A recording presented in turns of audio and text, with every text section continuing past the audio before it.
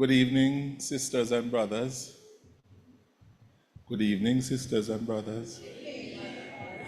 It is good to see you, and it is good for us to be together again this evening. We're having a feedback on this. I'm hearing it.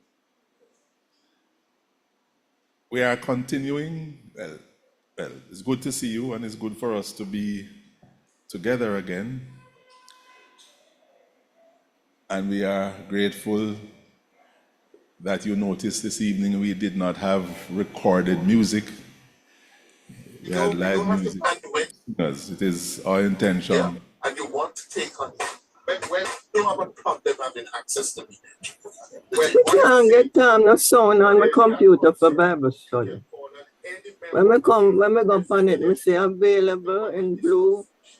We're having some problems here. Not connected. You know, the second one, it's like a butterfly or a bow. And arrow. I'm still sunlight. And but audio is I'm across. All audio devices disabled. We're not doing anything, we don't know why it's disabled. Good evening to those online. And when we Welcome press to everyone. the Are you okay now? No output device found. Online? Troubleshoot audio problem. Good evening, Spatial Pastor. We sound are off. okay. Volume Except mixer. there we do have Let me see one participant who, okay, I think she is okay now. Yes. So we are now hearing you, Pastor. All right, so let's start over. Good evening, everyone. And we're happy to be together again in worship. And we are grateful to those who led us in singing and to our sister who they accompanies. Just to advise or just to say that one of the things we're trying to do this year is to create some space just before Bible study at 6:30 for persons to come in, to sit, listen to music, and to pray. It's not structured, not organized, just sitting and listening and praying just before the study starts. And this evening, it was truly refreshing for those of us who were able to do that. So welcome to those who are present here in church, those who are online, joining us via our YouTube and our Zoom platform. We are continuing. Almost have to say we have to start over because I'm sure you have forgotten everything. A series that we are doing, exploring lessons in wise living. And our focus is to look at selected issues and selected themes in the book of Proverbs. So what we are doing this evening is essentially setting the foundation, which will essentially be a recap of a lot of what we said and did last time. So let's begin, and we're going to begin by reading from Proverbs chapter 1, from verse 1 to verse 6. Why are we going to be reading Proverbs chapter 1, from verse 1 to verse 6? Well, in those words, in those 6 verses, what we have is the prologue to the book, the beginning, the kind of preface to the book of Proverbs. So in those first 6 verses are in essence the first words in the book of Proverbs. And what it does for us is that it sets out very clearly the purpose of the book. So let's read Proverbs 1 from verse 1 to verse 6. Can someone who may be online read it for us, please? Proverbs 1, 1 to 6.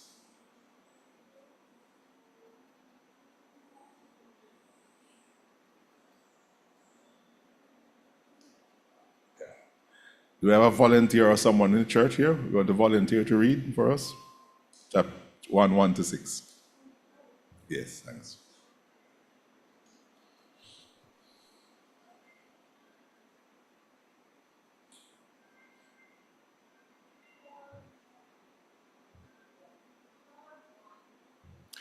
the mic in the house so that those online can benefit from it's the first time back for a little while, so we're sorting out the kinks. Yes.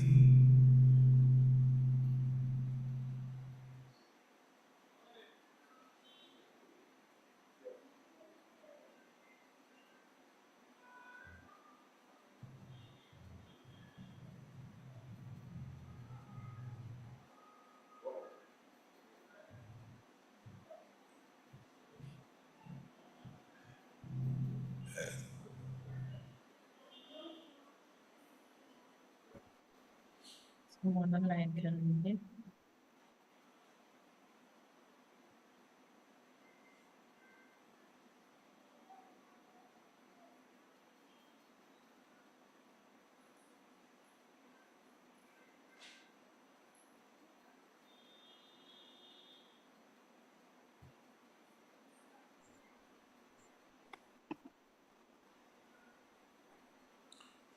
Just to check, are you able to hear us online?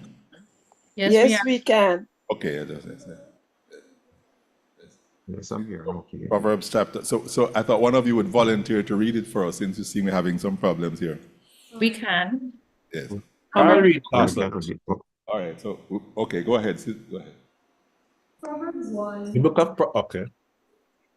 These are the wise sayings of Solomon, David's son, Israel's king, written down so we'll know how to live well and right, to understand what life means and where it's going.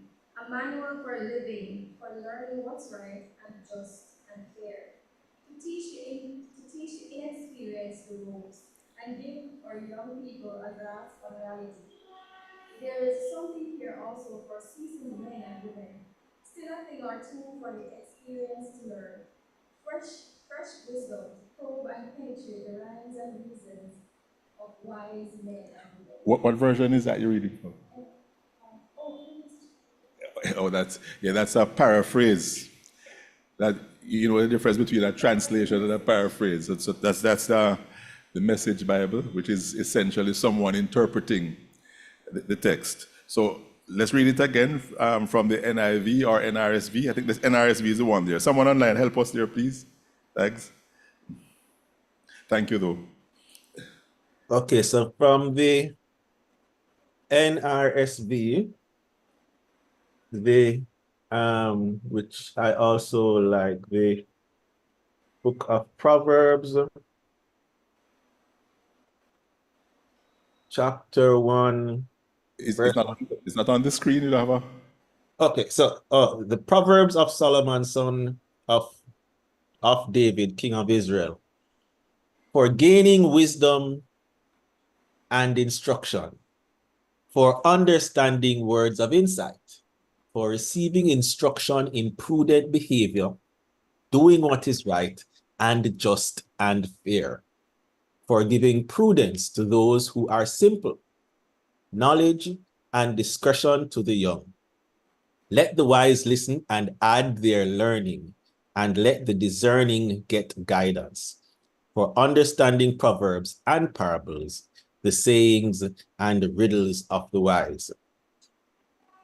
Right. So This is the NIV. right. Okay. Yes. The NRSV is a little different. Right.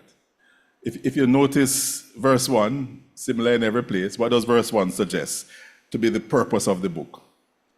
What is it suggesting to be the book's purpose?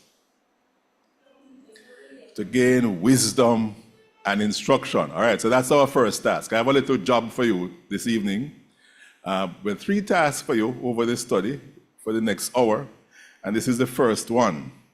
Now, the beautiful thing about the prologue, the first 6 verses, the preface, the introduction to the book, is that it sets for us the foundation.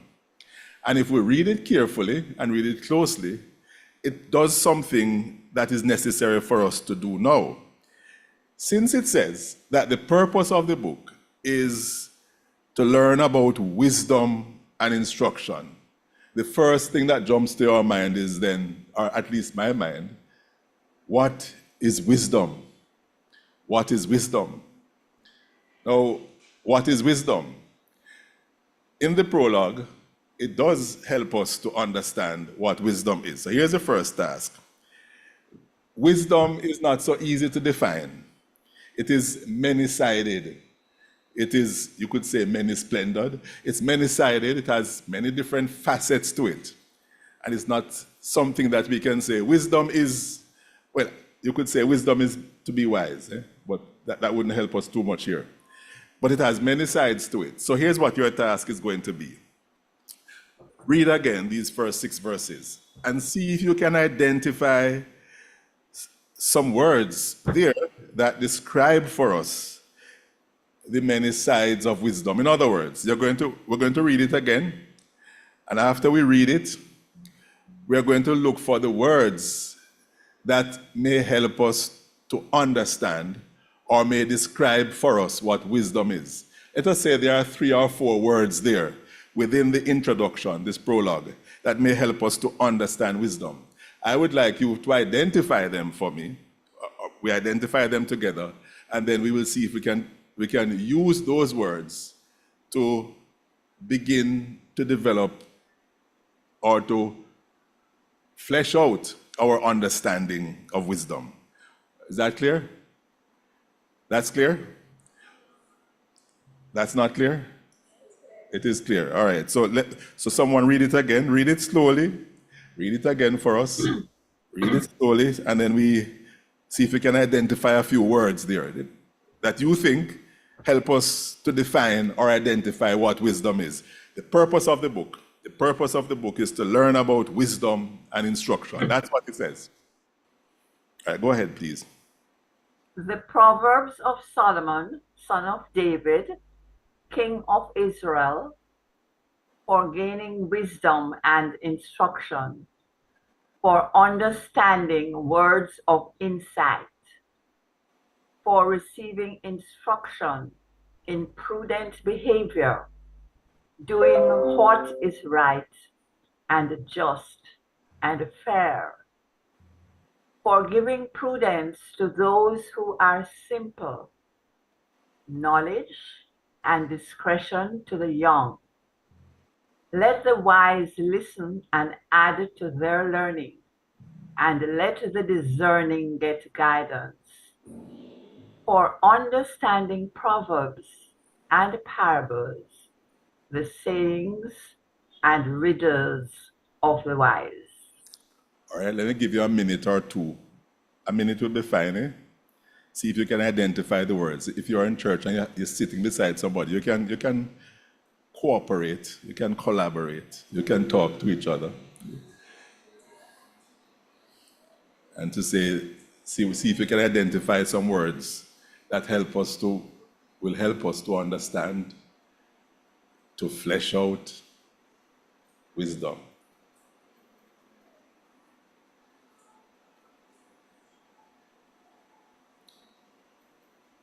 Those who are online, if you are on the Zoom, you can speak and share with us. If you're on the YouTube platform, you may have to put it in your comments in the chat, and it will be relayed to us. So all of us on the 3 platforms can share together. We are aware that those who are on YouTube, you'll be lagging behind for about a couple of seconds, but we'll wait on you.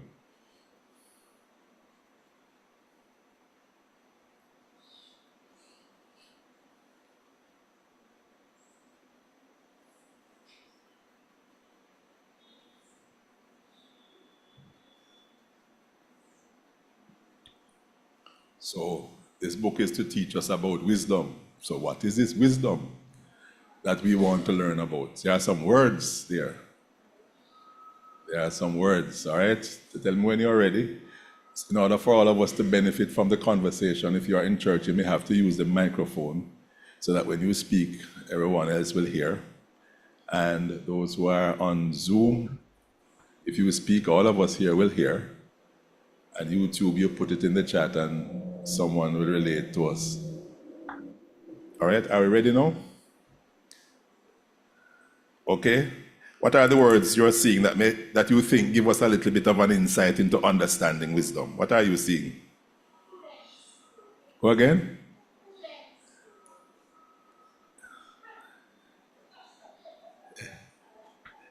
Remember, we have to.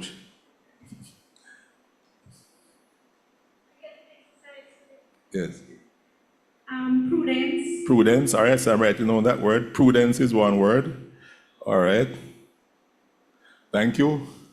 Anybody else? That's one word. It may help us. We have to look at that word to see if it will help us to understand, flesh out wisdom. Wisdom is prudence. Yes. Instruction. All right. Instruction is another one. All right. Knowledge. Oh, knowledge. Discretion. Okay. Listening. Instruction. All right. Yeah. All right. Thanks. We're giving you one and you took three, but that's fine. Yeah, go ahead, please. Did she take yours, Brother Daly?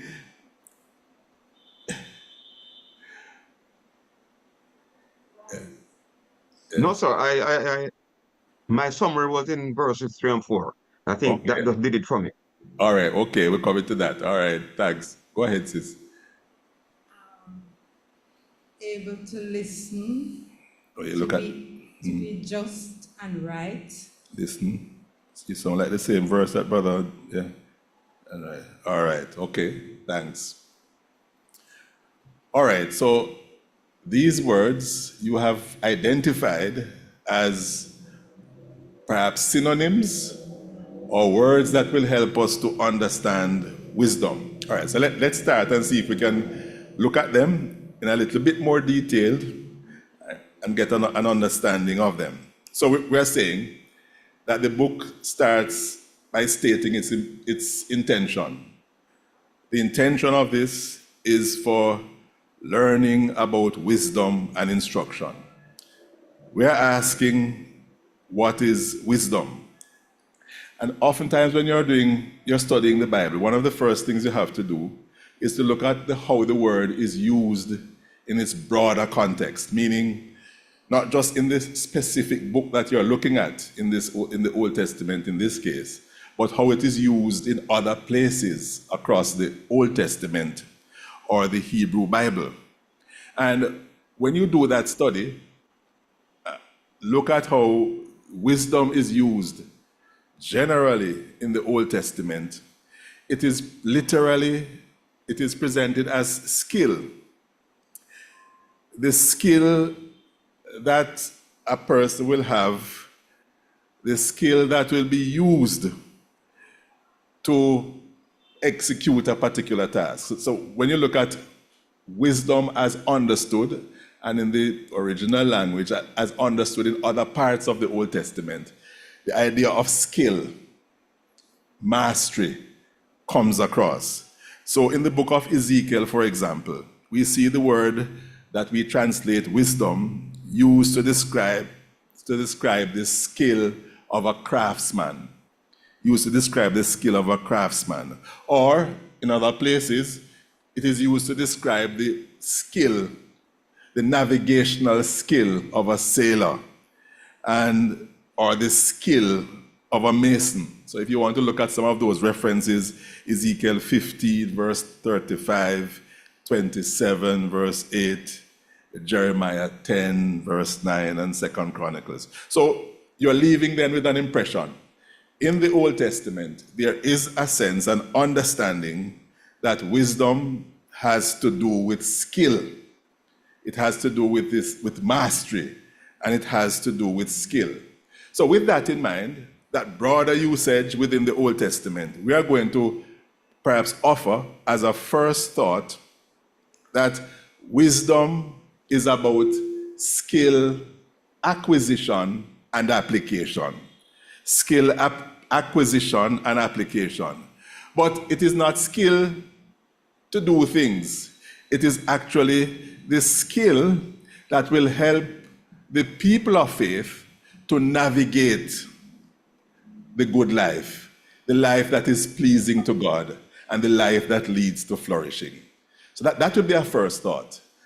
In trying to understand or to define wisdom, we are saying wisdom has to do with the skill to navigate life, the skill to master life, the skill that will enable us to live in a way that will cause our flourishing, cause us to live in accordance with the will and purpose of God, and cause us to live in a community that is flourishing and living according to the will and purpose of God. So I put that down as a thought. Remember, we're saying wisdom has many sides, many facets to it.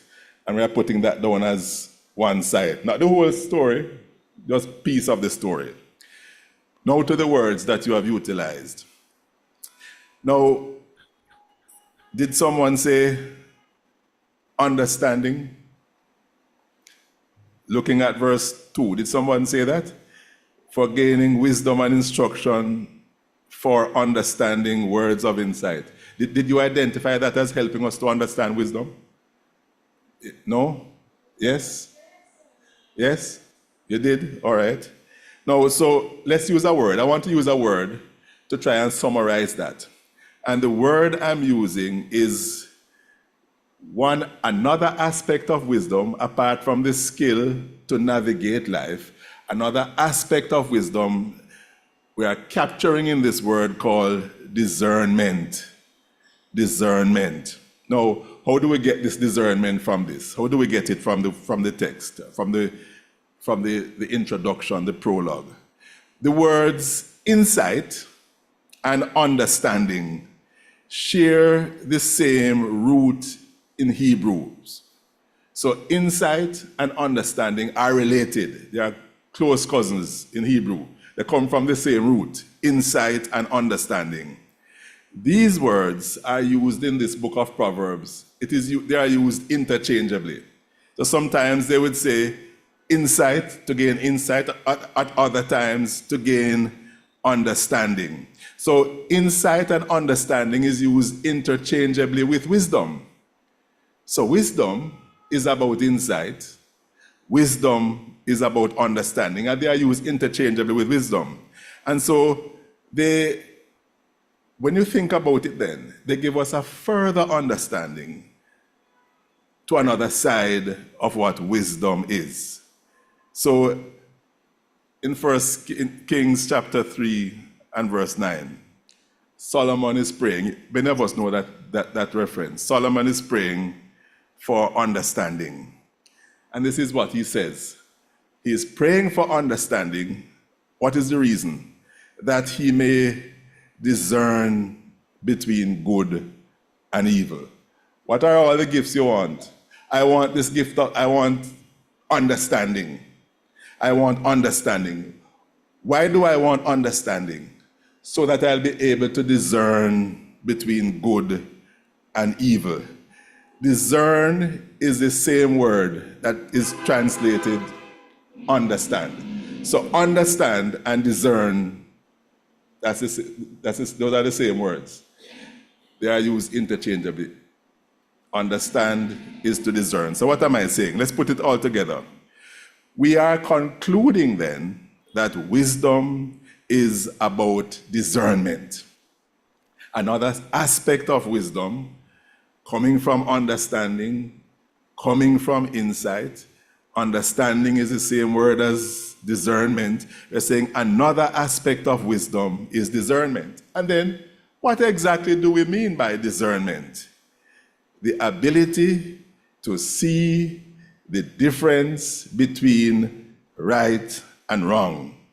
That's discernment. The ability to see the difference between right and wrong, and to distinguish between what is wholesome and what is damaging. So, to be wise, to gain the skill to navigate life. One of the skills we need to navigate life is this thing called what? Called what? Talk to me, people. Discernment, the skill called discernment. What is discernment?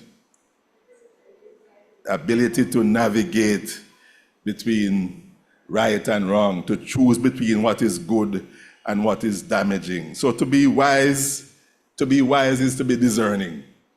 That's one aspect of wisdom. To have wisdom is to have discernment, to have that ability to choose between right and wrong.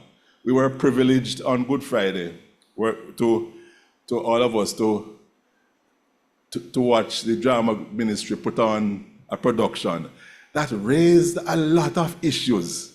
And as I was thinking about it, it raised a lot of issues that relate to us. Look at this clip. For those who didn't see it, look at this little clip. Because I think it helps us here, and Tia K is going to help us to unpack some of those things as an illustration of discernment. Look at this clip. You're seeing something?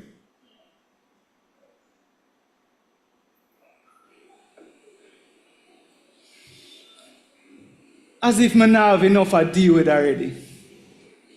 Bridget, of all the people, I haven't seen or heard from her since we broke up over 10 years ago. And of all the places, my job as my new boss.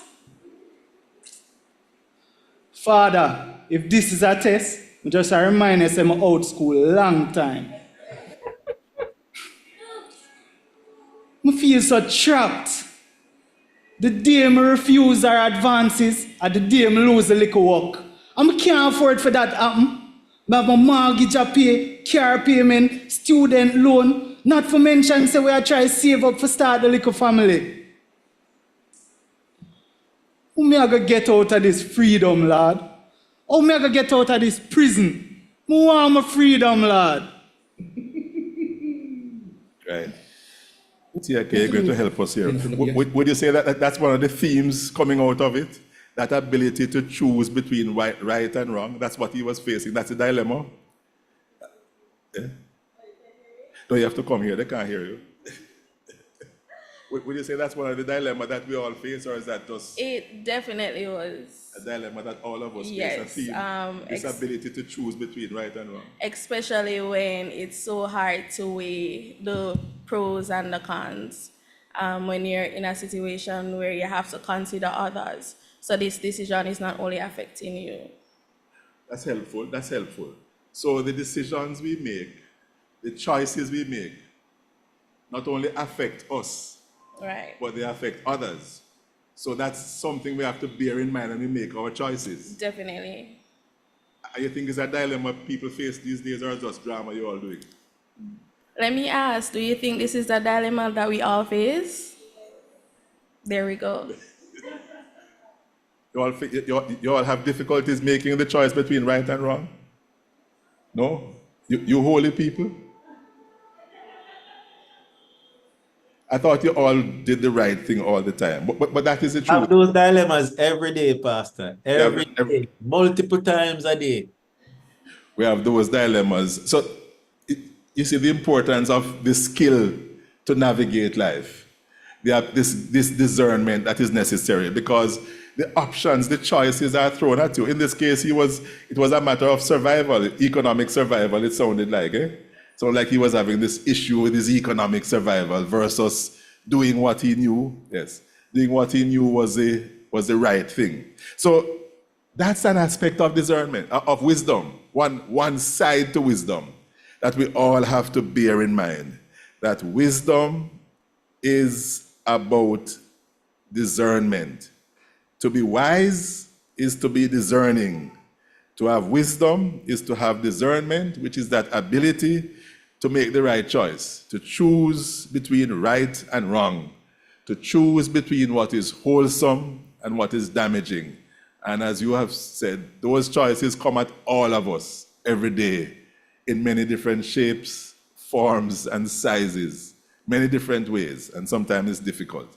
So we're trying to see if we can sketch wisdom, not all of it, because we can't sketch all of it, but we're getting a little bit of an understanding of it. So it's the skill to navigate life. It is discernment. To be wise is to be discerning. There's another side to it that comes from another one of those words that you have identified, and you spoke about instruction. And we want to look at that word a little bit, because it will help us to understand another aspect of wisdom. Another aspect of wisdom, we're going to describe it in this way: disciplined living. Disciplined living. The word instruction, that same word, same Hebrew word, discipline, instruction and discipline. And in this context, it is used in two ways. One way that it is used is to say, take the instructions, that is to say, the lessons passed on to you from generation to generation, embody it and live it out. That's one way it is used here. But there's another way that discipline is used, or is to be understood in this context. And you know what that is? It is to be understood in this context as self-control. Self-control. So discipline is the possession of self-control. What is self-control? It is the ability to master self. Disciplined living is understood as mastering of oneself. And that's a theme throughout the Old Testament, mastering yourself. Can you think of any suggestion in the Old Testament and the New Testament that talks about mastering self? Yeah, what comes to your mind? Cain and Abel?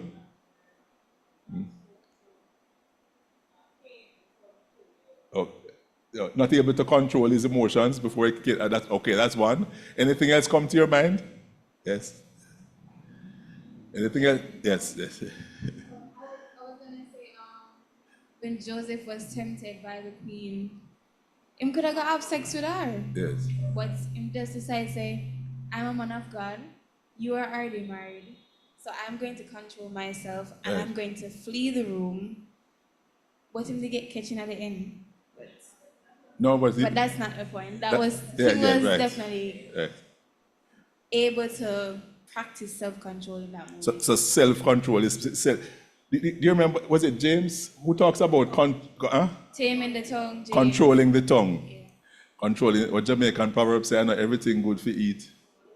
That's the matter of controlling the tongue, the words that we use. So self-control is an important aspect, or a way to define and understand disciplined living. So wisdom is about acquiring the skill that is reflected in discernment and in disciplined living. Going back to our favorite play from Good Friday. Look at this scene from it. Look at this scene from it, because I think it says something to us about disciplined living and about self-control. See if you recognize Malice the scene. me? It's been a minute since you came over here. It's not all of us wives have the luxury of staying at home, you know. So how have you been? Earth to Carla, hello. Oh, oh, I see you buying another bag with shoes to match. Is that your weekly purchase? Don't go on, so you like it? I can wear this with the red dress on Sunday. It's super cute, but girl, don't you think you have enough? Aren't you too caught up with all of this internet shopping? What do you mean? Carla, when was the last time you shopped locally? I'll wait. But that doesn't matter. Look at it. I can stay in the comfort of my own home, which is much more convenient, and I have access to modern technology. Girl, and you know all the purchase essentials. Carla, stop giving jokes. Essentials? Let's go over some of your essential purchases, shall we? You bought aluminum foil. You bought salt online, Carla. You bought red floor polish, but it's tile floor you have. Helen, they were on sale. Sale, Carla? Yes. It's not only the unnecessary spending, you know, but all of the time you spend on all of these various shopping sites.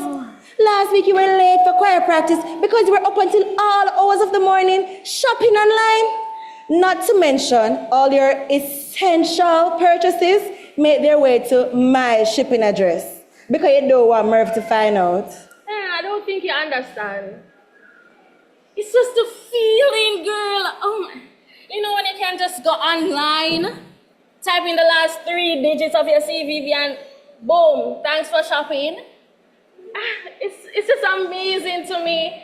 I don't have to worry about traffic for once. I don't have to worry about being robbed. And Helen, you and I both know how awful Jamaica customer service reps are. Well, that is true. Exactly. Anyways, let's hope you get out of this harmless phase soon enough. Helen, Is it harmless? I'm in control of this, and I can stop anytime. Anyways, you talk to Mervyn? So, TK, you had the privilege of studying Carla up close, of being with her for a long time. That character named Carla. The question is lack of self-control. Is in the way that she did it through this seemed to be addiction to online shop. Is that a real problem or just something that you all made up? It is a real problem, especially when you have your card information saved, so there's no need for you to go and look for your card. You just click and yeah, thanks for shopping, as she said. So the convenience that we have created it is creating another problem. And if you're not familiar with online shopping, you can look at it the same way, where you have delivery services bringing food to your doorstep. So yes. Says what you do, you end up buying what you don't need. Exactly, buying what you don't need. So like essential thing of buying floor polish that can't work in your house. Right. Those kind of essential stuff. So you're stuff. seeing something on sale. Oh. So you just decide, okay, I can get this, and then later down I'll need it for something when you really don't need it now. The society in which we live requires call for disciplined living, because the options, the temptations, the challenges are so many.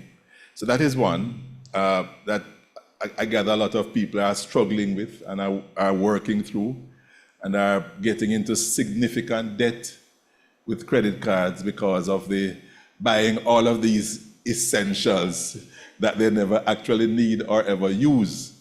And it's a challenge. So part of the wise living is that. But, you know, I gather that gambling is also another big issue that we are facing now. You recall that there was a time in this country when, through legislation, they made every effort not to legalize or to make very popular opportunities for gambling. I can recall the church is up in arms against the government when they were thinking of introducing lottery. I remember the big discussion when horse racing was going to move to Sunday. It was a big issue. But we live now, are in a situation now where gambling is pervasive.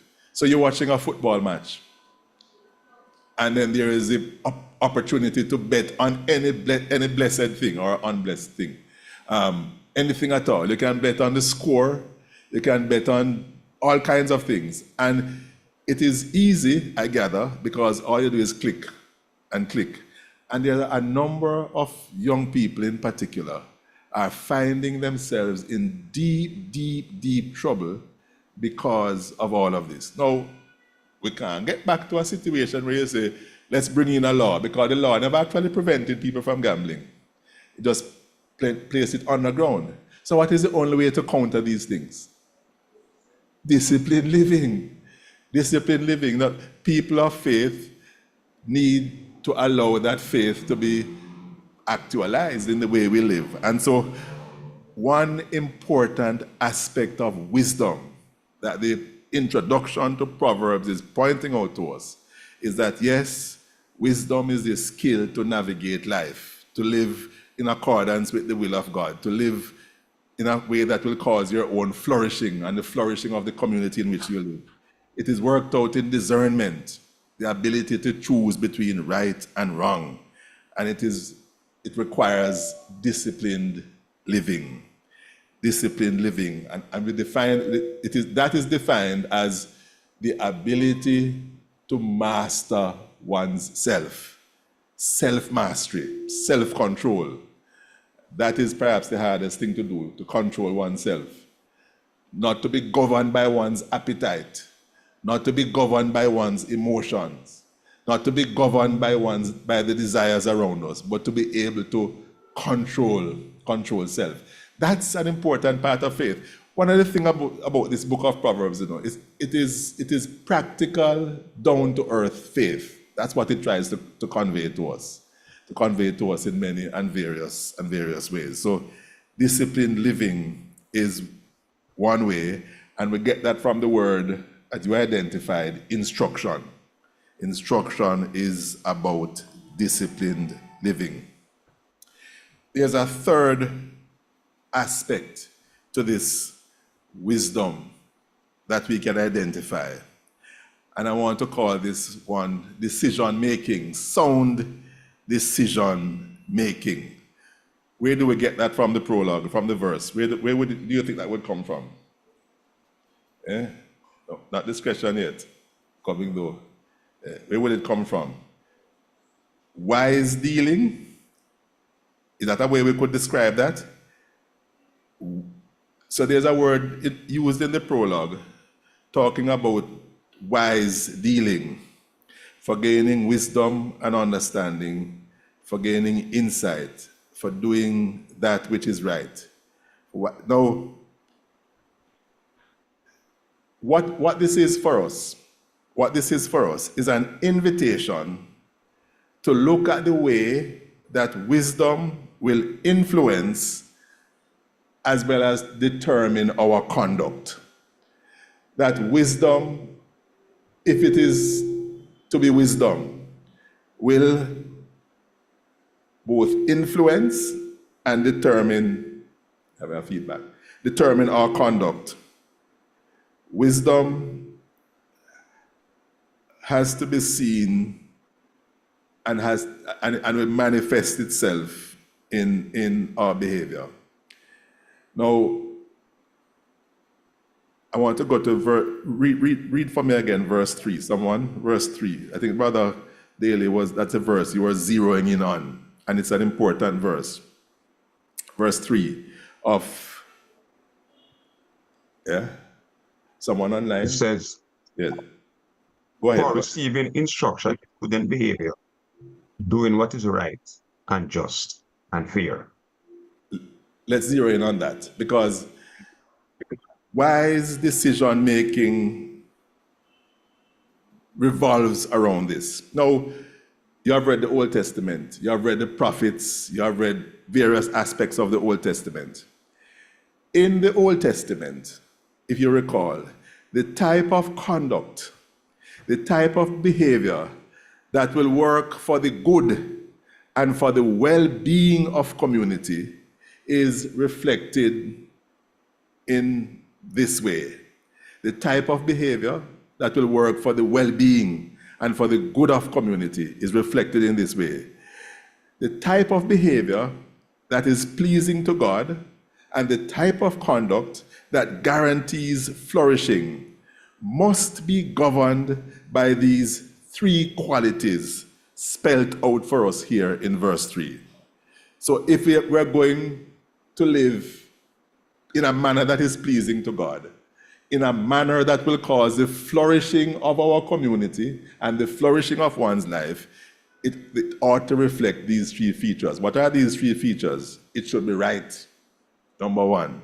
Number two, it should be just. Number three, it should be fair. Righteousness, justice, and equity are the kind of foundation on which that wise decisions are made. It is the foundation on which they are made.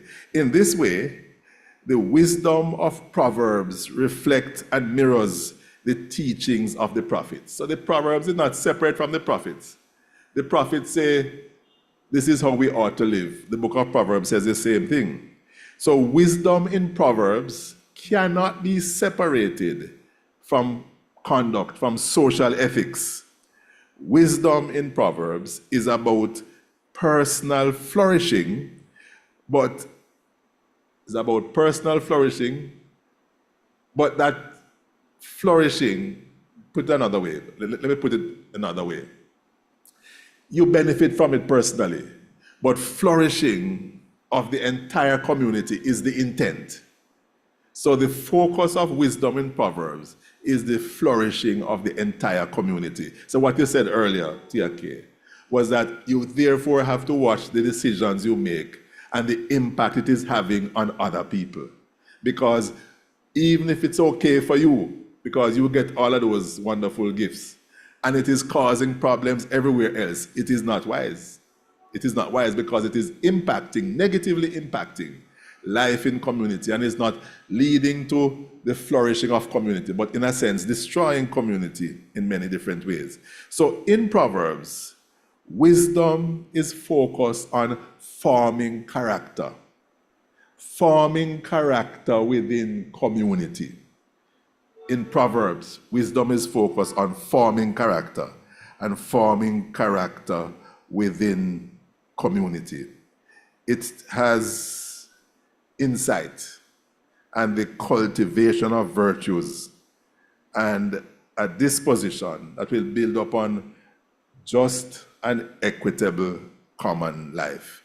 So sound decision making must be governed by these qualities: honesty, integrity, and the equal acknowledgement of all persons. Honesty, integrity, and the equal acknowledgement of all. So wisdom in Proverbs has a moral face. It has a moral face. It is not immoral. And it is not looking out for one's personal benefit, but also for the benefit of community. So the idea is that wisdom leads to sound decision making. And sound decision making is built upon what? That which is right, that which is just, and that which is fair. Righteousness, justice, and equity. That's another feature of wisdom. Remember, we're looking at the introduction and we're seeing it is helping us to understand wisdom. Let's see if we can recap and then move on to another one before we get near to the close. So we are saying is a skill to navigate life. That is clearly how the Old Testament uses it. The skill to live a life that is flourishing, but not just personal flourishing, but for the flourishing of community. And it works itself out in what? What are some of the ways it works itself out? In what? Discernment? What is that again? Remind me, please. Ability to differentiate between right and wrong. All right. Okay. What else? Discipline living. What is that? Self-control, to master self. What's another one? Sound decision making. And what is that built upon?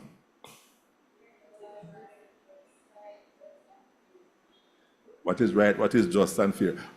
Well, let's see if we can bring that down. How is that worked out? Let's go back to that situation.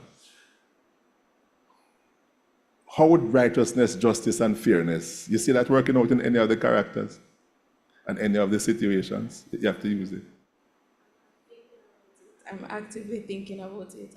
What is right, what is just, and what is fair? So let me put something to you. All right, we're not saying two wrongs make a right, but wrong is wrong and wrong is wrong. But let's go back to your character. Since you're here, the character that you were playing. What was not right, just, or fair about spending all of the husband's hard work, earned money on internet thing? I'm just asking. No. Firstly, it wasn't right because it was selfish in terms of she was thinking about her wants and not necessarily what they need as a family. Okay. It also put a strain on her husband, who was already doing so much for a promotion so that they can be better off. Okay. What else? Anybody want to help? Yeah, anybody want to add? Who was there? What about you online? Yes. You've been awfully quiet tonight. Yes, it did put a strain on the marriage as well.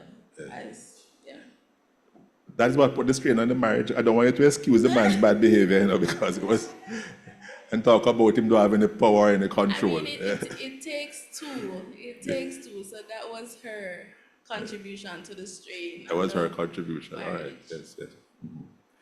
Our friends online, I don't know, we're not hearing you. Is there anything you're adding to the conversation? All right. So there's another one whilst we wait.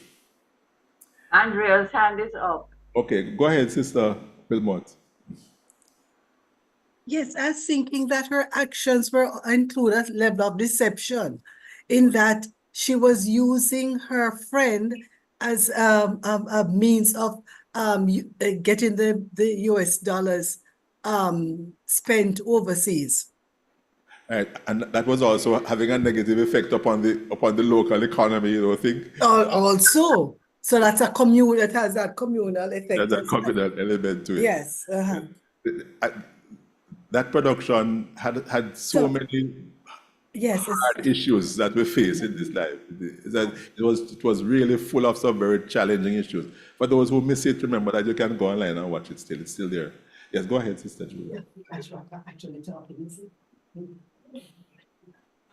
One thing that I remember from a Bible study long time ago, Reverend Taylor's, or is a sermon, where oftentimes when we buy, we don't think about the fact that these cheap things are probably made in sweatshops, where you have children or other persons that are enslaved. So there's basically free labor or forced labor, so that many of the cheap things that we get are actually, and when we buy them, we're actually supporting. Right, so true. You know,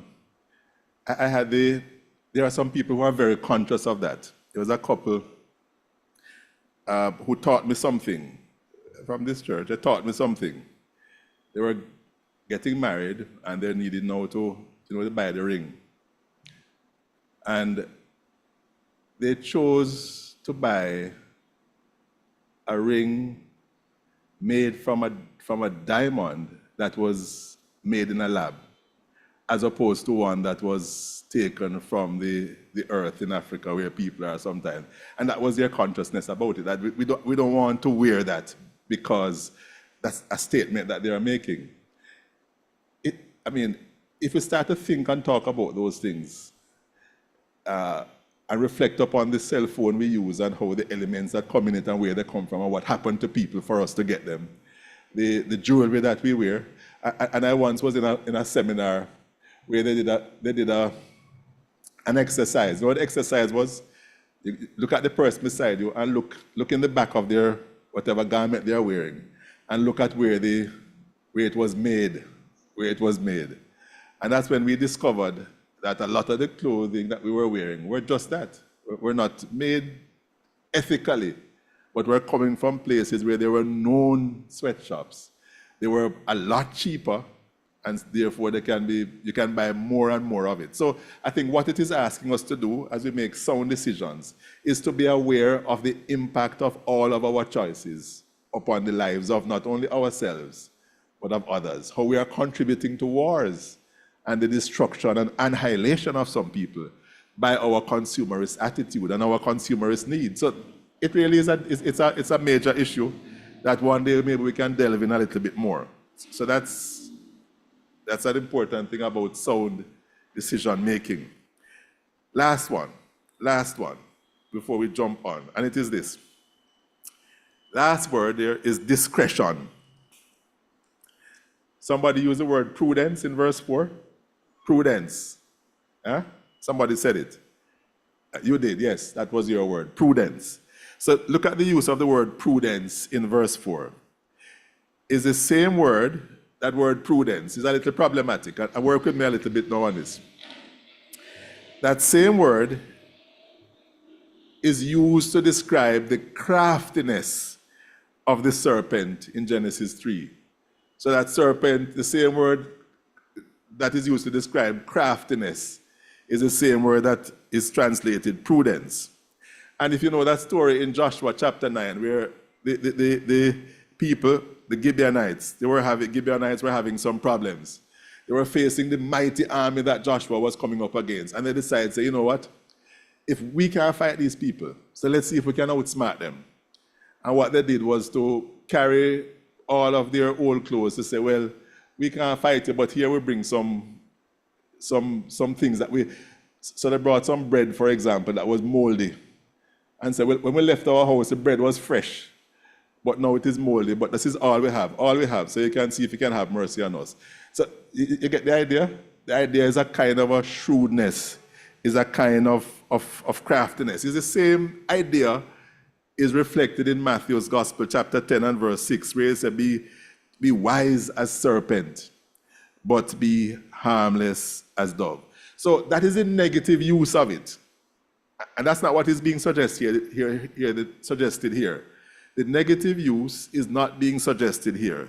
So prudence suggests having foresight. Not just insight, but having foresight. What is foresight? What do you think foresight is? How would you describe foresight? I'm looking at the possible consequence. Looking at all the possible consequences. So you sit down and you work out the thing. You analyze this thing. Young people, what you say? You don't say analyze. You meds it out. Right. You meds it out. You work out all of those things. You work out all of the possible consequences, the possible outcomes, and then you make a decision based on that. You make a decision based on that. So you're looking down the road and you're plotting the course that will either lead you or help you to maintain the path towards well-being and towards flourishing. So that is the idea of prudence. So you don't just do things, you operate with a level of discretion. Operate with a level of discretion. So the idea of prudence, we're interpreting here to mean discretion, the ability to act with foresight, to look down the road and to make decisions not based on the now. You can see what I'm coming out in the thing, not just on the now, the immediate gratification, the immediate need, not just the now, but the longer term impact or the longer term possibility of having a negative impact on the lives of others and on the lives of so many. So when we think short term, we don't always evaluate the consequences and calculate the outcome. And we don't plan for the best possible outcome.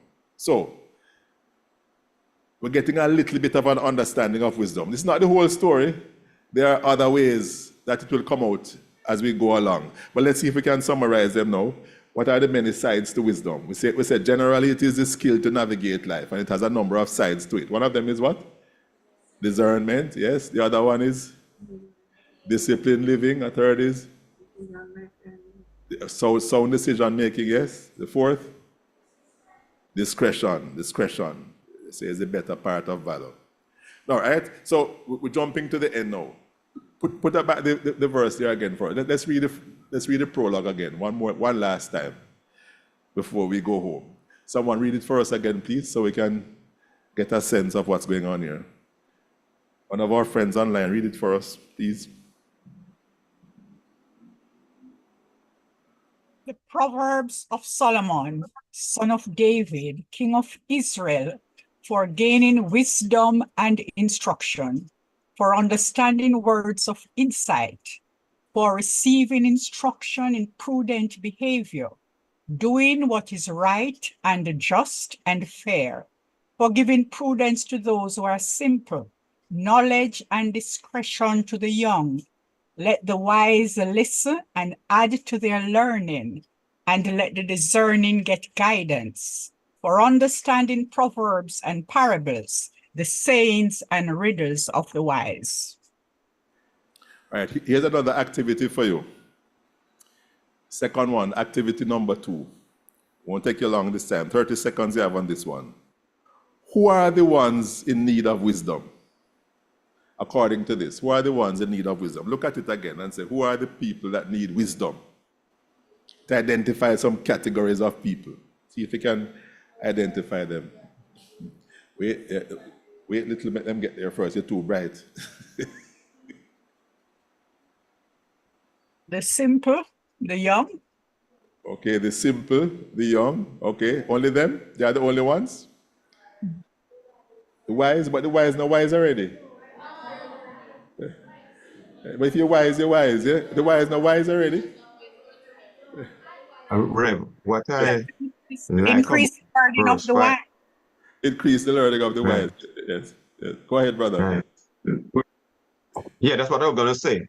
That even when you're wise, you can add to your learning. Yes. Right? Is Jamaican, is it Jamaican never too Learning old to learn? to get guidance. Never too old to get guidance. So let's see. So who are the ones, the young and the simple? So here's the thought that Proverbs is communicating. Proverbs is saying, wisdom is not innate. You're not just born wise. It is not innate. Wisdom is not innate. It is not just in you. It is also saying that wisdom is not always intuitive. That is to say, it does not always follow a particular logical line, not always obvious to us, not always intuitive, and not always innate. It is something that we need to learn.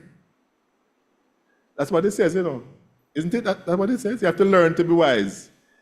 You can't just say, I was born a wise man. Look at me, I'm just a sage. No, you have to learn. That's what it says. You have to learn to be wise. It is learned behavior. That's what it is saying. So, and it is learned in community. In community is not, you're going off to the hill and,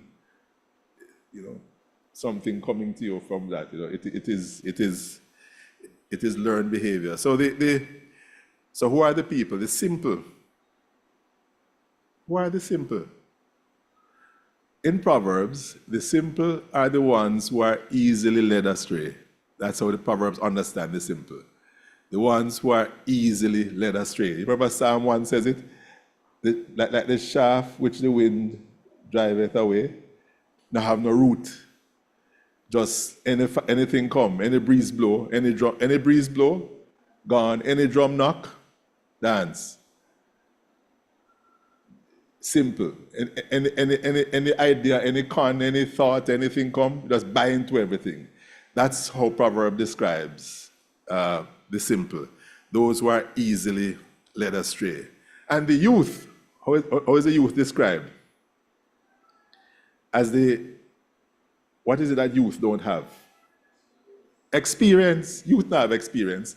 As much as you think you're smart and bright and everything, you don't have no experience. They say, young bird no know storm. That's what the Jamaican proverb said, the same thing. Young bird no know storm, And when I heard the lady with up in the hills of, I think it was St. Catherine, told a young man that eyelash older than beard. And it's true.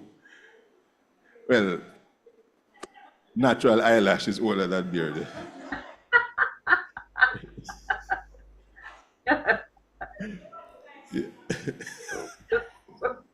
Get everything now is in problems. It is. So there's something about experience that you can only get with time, the passage of time. The passage of time is not something that, and no matter how much knowledge you have, is experience that only experience can teach something. Only experience can teach something. So that's the idea. So the youth lack experience. And the idea also is that the wise and the discerning have not yet arrived. So they also need communal learning for continued growth. Never too old to learn, And then if you're reading verse 7, what does verse 7? Is verse 7? What does verse 7 say? Verse 7 makes a comment about the fool. And it contrasts the fool with the wise. Take that description in verse 7. What does it say again? Yeah, of wisdom. The second part. So the fool, who is a fool? Who is a fool? No. Despise wisdom. The fool is the one who resents wisdom and instruction. And instruction. The one who resents wisdom and instruction. That's a fool. I don't know. When I was growing up, I was told you must never call people fool. You must say they're foolish. That's what they said. I don't know what the difference, but I just obey. I just obey. I guess the idea is that it's not the person you're attacking, is the behavior. I guess that was the thought. That was it. Why is people there? So I just follow. You don't have to understand everything. You don't. When you're young, you don't have to understand everything. You have to just trust some things and trust people on some things. I see some eyes rolling when I say that, but it's all right. It's all right. You'll grow. You will learn. Right. All right. So the idea, the wisdom is for. So in a sense, you think everybody's covered in terms of who should learn wisdom. Everybody's covered.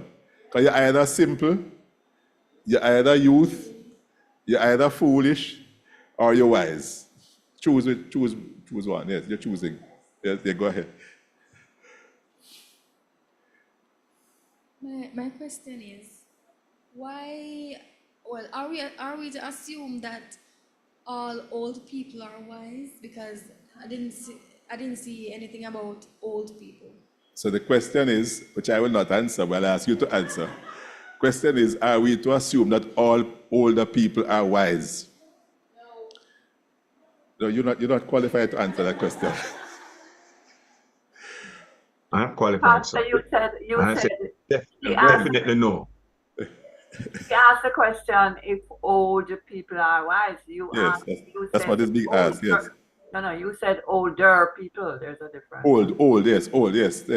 Old. Are all old people wise?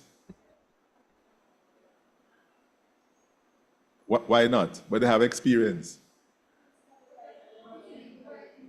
There's continued learning, all right? Yes. So I guess they're saying, no, that's not what it is saying. Okay. So it is, all right. So wisdom is transmitted. The last thing I want to look at, the last verse, if you're able. Let's look at the last verse, verse 6. And the question is, how is wisdom transmitted? How is it passed down? According to this book, we're dealing with the introduction.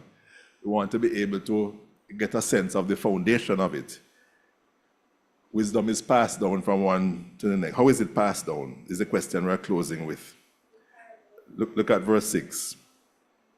Read it for us, please. Verse 6. For understanding proverbs and parables, the sayings and riddles of the wise. So what they are saying is that according to this book, here is a source of wisdom. A source of wisdom, the ability to understand proverbs of parables and the ability to understand the sayings of the wise. Now, what it is doing for us is setting us up to understand that in this book of Proverbs, there are different kinds of sayings present in it, very different kinds of sayings. And some of them are comparative sayings. So the two things are presented, and one will shed light on the other. So you get some understanding by comparing two things. We see that throughout the book. So bear that in mind as we read it together, that some of the parables will come across, some of the sayings will come across as comparative, comparing two things.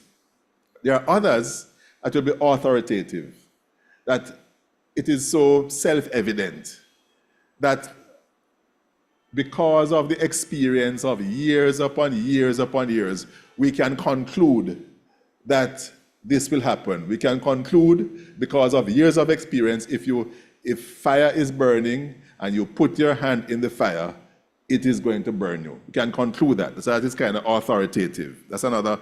So as we go through, bear that in mind. Some of those sayings will come out in that way. And those are similar to those are rules that command acceptance. You don't need to trouble those. Instructions, yes. And then there are some who are statements that are examples. So it will present some examples to say, follow this example or avoid this example. So you see that as we are going through, you will notice that some of them are saying, here are some examples that we can follow, or ought to avoid. And then some come across as riddles that you have to dig beneath the surface, and then you find what is happening there. But the idea of the Proverbs is that it is only of value. It is only of value if it is applied.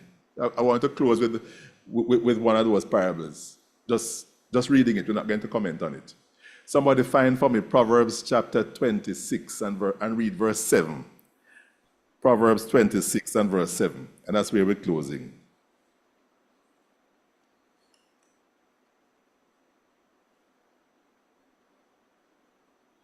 You find it? Somebody read it for us. Yes. Someone read it for us. Yes. Go ahead. You're coming to read it. Yes. Nice. Thanks. Like the useless legs of one who is lame is a proverb in the mouth of a fool. Wow. What does that mean? What does that mean? You want to come and help us to like useless legs of one who is lame is a proverb in the mouth of a fool. Is there an interpretation?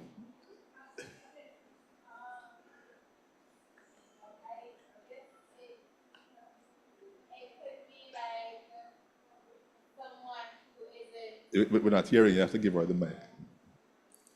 Like useless legs. I'll give it a try. It probably could mean, This is a thought on which we end tonight. Go ahead. for instance, somebody you won't look at as wise, maybe they're simple or foolish, whatever comes out of their mouth, you wouldn't necessarily use it for instruction. You'd have to discern. Okay. If it's good or evil. You wouldn't be able to take directions from it because the words are useless. Like somebody who have legs but can't walk. Okay. What do you think? Are you... Someone says not bad for a young person. Thankfully, it's another young person who said that was to me. Yeah, go ahead, brother. Yes. What is it saying about Proverbs? It's the last thought we're ending on. You want to try? Like useless legs of one who is lame is a proverb in the mouth of a fool. Means if... Yes, go ahead.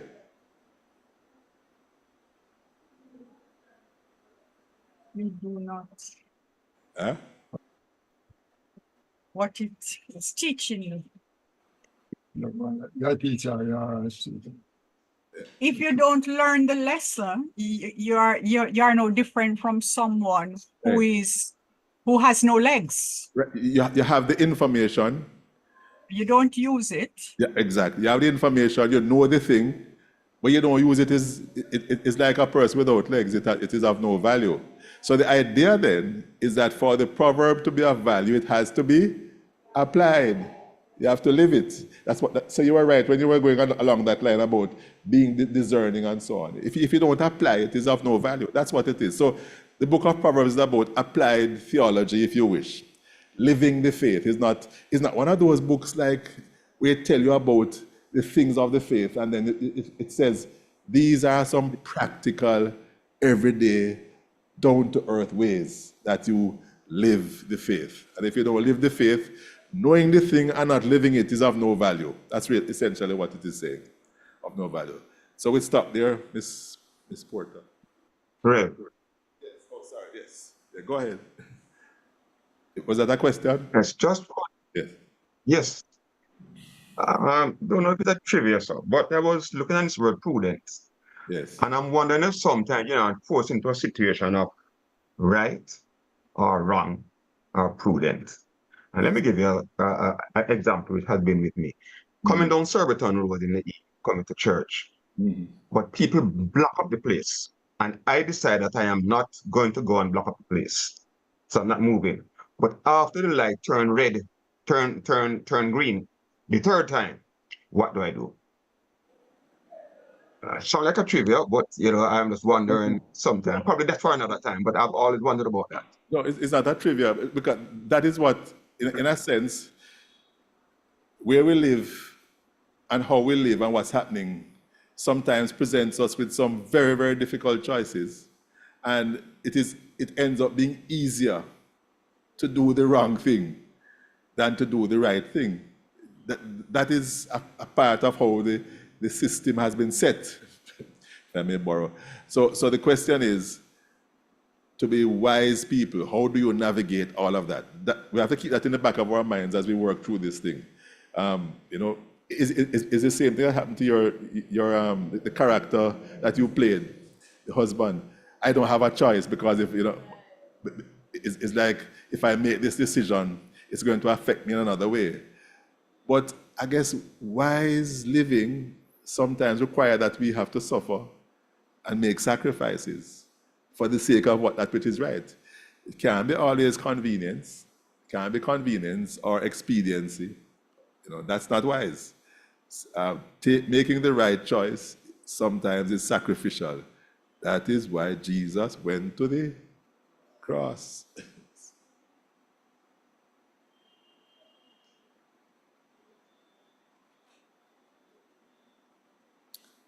Amen. A lot of food for thought. And I'm sure that we're going to be, whatever nuggets of wisdom we got today, we're going to be sharing it because that's part of retaining. If you don't tell persons about what you learned, then you're going to lose it. If you don't use it, you lose it. And we want to see more persons coming on Wednesday online and in chapel. So please share what you've learned so that we can all come and get God's good gift of wisdom that He so freely shares with us. I'm going to highlight a few notices before we close. So, of course, the first one is that on Saturday, we have an exciting event, and we all know what that is. What's happening on Saturday, this Saturday? Family Fun Day, and it will be at the Tradewind Citrus Sports Club, or where we know it as True Juice. That's in Bogwalk, and the bus is departing at 7 a.m., so you have to make sure you set the clock, set the alarm. Make sure you set the alarm so you wake up and you reach here for 6:30. Aim for 6:30 so that we can leave at 7, right? I also was told that for those that may have ordered some shirts, you can come here on Friday afternoon to collect so that you can have your shirts to wear on the day. And the big question is, who is going to win? I'm sorry, I have a certain order of houses here, but because I'm biased, Yellow House. That's right, yellow, March, June. Sorry, that's red. Yellow is January, April, July, and December. Yellow House, Red House.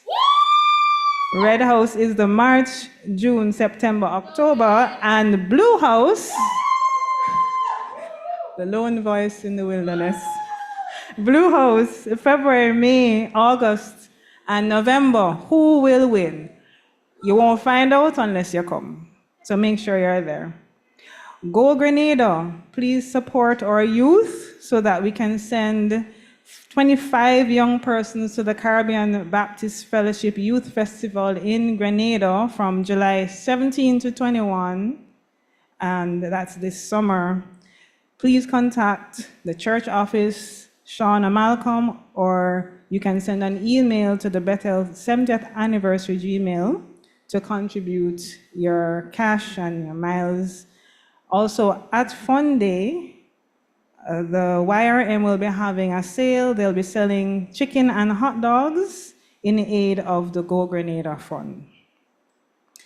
The Bethel Holistic Health Promotion Committee invites you to participate in an educational webinar, which will be held this Sunday at 5:30 p.m.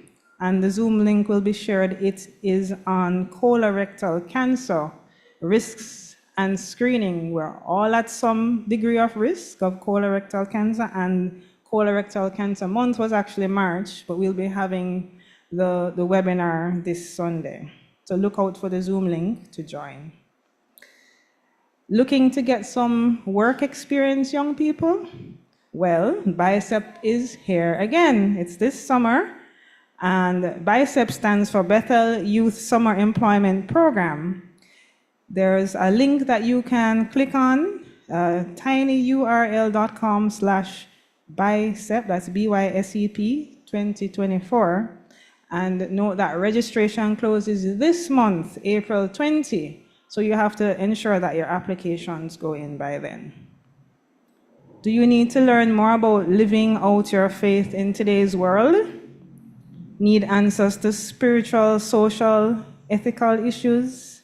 Need to become more rooted and grounded in your faith?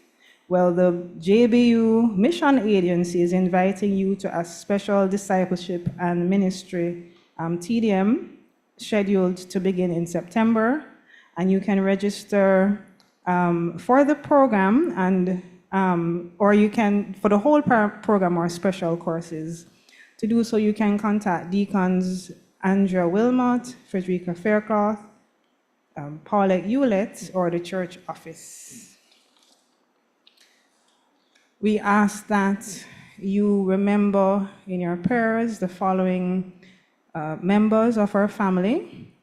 We have a few funeral services that are upcoming. Please remember the family of Mr. Lenworth Brown, the nephew of Sister Beulah White. His funeral will be on Saturday, April 6th.